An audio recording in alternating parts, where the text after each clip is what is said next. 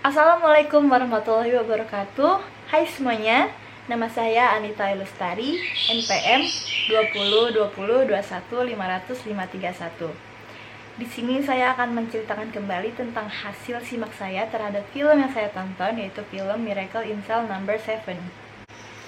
Jadi awal mula dari film ini adalah saat seorang anak yang sekarang berprofesi sebagai jaksa yang membuka kembali kasus yang telah lama untuk membersihkan nama ayah kandungnya yang dijatuhi hukuman mati atas tindakan yang tidak pernah dilakukan oleh ayahnya tersebut. Kemudian dia bercerita di hadapan sang hakim bahwa jaksa sebelumnya yang memegang kasus ini itu memberi saksi palsu dan mengancam ayahnya. Kemudian flashback pada saat Yesung berusia 6 tahun dan ayahnya yang memiliki cacat mental yang bernama Yonggu. Mereka ini setiap hari selalu mendatangi sebuah toko tas. Toko tas ini itu memiliki tas yang sangat diinginkan oleh Yesung, yaitu tas Sailor Moon. Pada suatu saat, tas tersebut hendak dibeli oleh seseorang. Saat itu pula, ayahnya Yesung, yaitu Yonggu, itu menghampiri pelayan dan berteriak bahwa tas itu milik Yesung, putrinya. Ternyata yang membeli tas itu adalah anak seusia Yesung bernama Joyong. Ayahnya Joyong ini tidak terima saat Yonggu ini mengganggu Joyong. Jadi ayahnya Joyong ini memukuli Yonggu dan berkata bahwa Yonggu ini orang gila.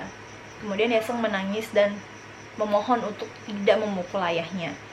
Lalu saat ia gajian, ia sedang menghitung uang yang akan digunakan untuk membeli tas Sailor Moon tersebut. Ayahnya ini bekerja sebagai tukang parkir di sebuah pusat perbelanjaan. Nah, pada saat dia menghitung uang tersebut, tiba-tiba anak yang kemarin membeli tas Sailor Moon itu, yaitu Joyong, menghampiri Yonggu. Lalu berkata, "Saya tahu sebuah toko yang menjual tas yang sama." Lalu Joyong ini memberikan instruksi kepada Yonggu untuk mengikutinya ke sebuah toko tas tersebut. Tidak berpikir lama, Yonggu langsung mengikuti Joyong. Kemudian mereka berjalan di tengah-tengah pasar. Saat Yonggu mengikuti Joyong, Yonggu ini terpleset oleh es. Tidak lama, terdengar teriakan Joyong, di mana Joyong juga terjatuh. Saat Yonggu hendak menghampiri Joyong, ternyata sudah ditemukan Joyong ini tidak sadarkan diri. Tidak berpikir lama juga, si Yonggu ini langsung memberikan nafas buatan kepada Joyong. Pada saat Yonggu memberi nafas buatan kepada Joyong, ada seorang ibu yang melihat kejadian tersebut, kemudian berlari minta tolong. Setelah ibu itu berteriak, Yonggu dibawa ke kantor polisi karena Joyong sudah tidak bernyawa lagi. Kemudian Yonggu disidang dan diancam dijatuhi hukuman mati. Sebelum sidang kedua dan putusan terakhir, Yonggu dibawa ke sel terlebih dahulu, sel tahanan, di mana sel itu adalah sel nomor 7. Terdapat 5 orang lainnya tahanan.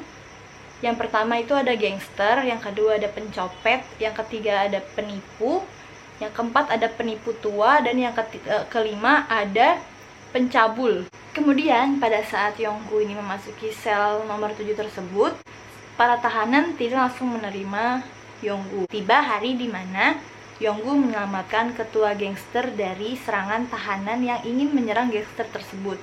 Lalu Yonggu terluka karena menyelamatkan gangster tersebut. Lalu gangster tersebut merasa berhutang budi kepada Yonggu dan menanyakan apa yang Yonggu inginkan. Kemudian dia menjawab Yesung, putrinya. Lalu para tahanan berencana untuk membawa Yesung ke dalam sel.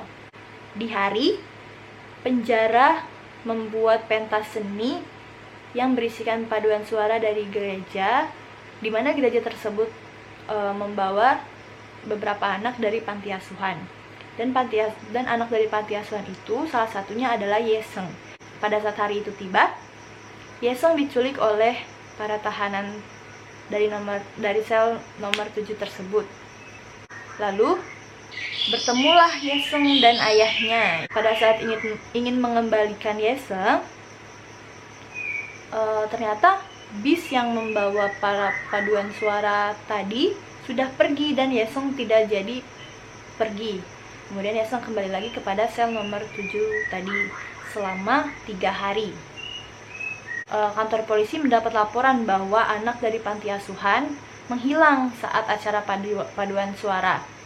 Lalu para polisi melakukan investigasi terhadap sel-sel tahanan dan ditemukanlah Yeseng di sel nomor 7 bersama ayahnya. Lalu sel nomor 7 itu dihukum dan Yonggu dibawa ke sel sendiri dengan cara diikat.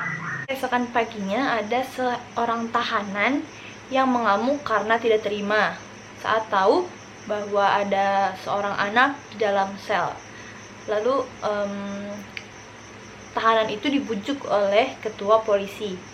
Nah, saat membujuk, ternyata ketua polisi itu gagal dan tahanan itu membakar penjara sehingga terjadilah kebakaran dan para tahanan keluar. Pada saat para tahanan keluar, termasuk Yonggu, ketua polisi tadi itu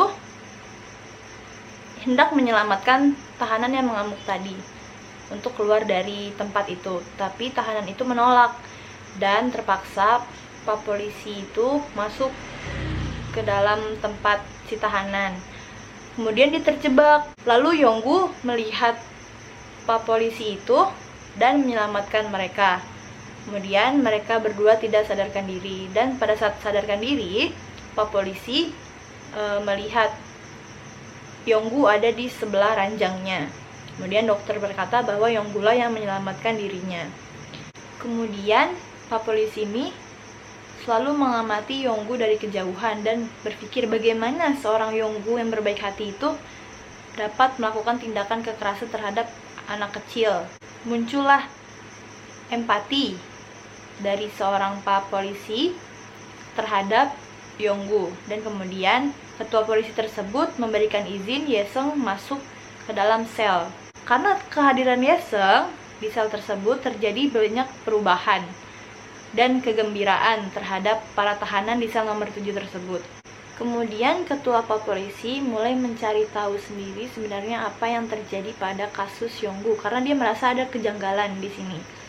Lalu sementara Yeseng bermain di sel nomor 7, Pak polisi ini juga sering mengantar-ngantar Yeseng dan juga mengasuh Yeseng. Kemudian setelah beberapa hari Yeseng selalu mampir di sel nomor 7, Yonggu ini mulai bercerita kepada teman tahanannya di sel nomor 7 ini tentang apa yang sebenarnya terjadi. Dia bercerita bahwa Yojung ini tiba-tiba terpleset dengan tidak sadarkan diri dan kepalanya yang berdarah. Lalu dia ingat cara untuk pertolongan pertama, yaitu pertama membuka resleting celana korban, lalu memberikan nafas buatan dan juga memompa dadanya, dan itu semua yang dilakukan oleh Yonggu. Kemudian teman-teman tahanan satu sel dengan Yonggu ini menyimpulkan dari cerita Yonggu dengan hasil bahwa Joyong ini terpleset oleh es dari genangan air di pasar karena musim dingin. Kemudian dia terjatuh dan kepalanya bocor karena dia menarik sebuah tali yang ternyata tali itu terikat pada batu bata dan batu bata itu mengenai kepalanya, serta bocor di bagian belakang ini akibat dia menggunakan tas dan terpentok ke belakang dan ke tanah sehingga menimbulkan kebocoran. Kemudian teman-teman selnya ini juga membantu Yonggu untuk berbicara dengan benar pada saat sidang akhir nanti. Sebelum persidangan dimulai, Yonggu ini dipertemukan oleh pengacaranya, di mana pengacaranya ini seharusnya membela Yonggu, tetapi malah meminta Yonggu untuk mengakui kesalahan agar putrinya tidak diapa-apakan oleh ayahnya Joyong. Dan Yonggu juga bertemu ayahnya Joyong. di mana ayahnya Joyong ini memiliki pangkat tinggi di kepolisian. Dan pada saat mereka bertemu, ayahnya Joyong ini memukuli Yonggu dan memaksa Yonggu serta mengancam Yonggu untuk mengakui kesalahan agar putrinya Yesung tidak diapa-apakan oleh ayahnya Joyong. Kemudian saat persidangan mulai, Yonggu akhirnya mengakui kesalahan yang tidak dia perbuat itu di depan hakim. Dan hasilnya Yonggu dijatuhi hukuman mati. Lalu tiba hari di mana Yonggu dieksekusi mati. Yesung dan Yonggu diantar oleh ketua polisi ke tempat eksekusi mati, di mana Yesung tidak tahu apa-apa yang terjadi kepada ayahnya. Mereka berpisah dengan tangisan. Setelah itu Yonggu dieksekusi mati dan Yesung diasuh oleh ketua polisi tadi. Kemudian kembali lagi pada Yesung dewasa, di mana Yesung yang menjadi jaksa itu kata-katanya disetujui oleh hakim, dan juga hakim memutuskan bahwa ayahnya Yesung bukanlah seorang pembunuh, penculik, dan juga peleceh anak kecil. Sekian dari saya. Terima kasih. Wassalamualaikum warahmatullahi wabarakatuh.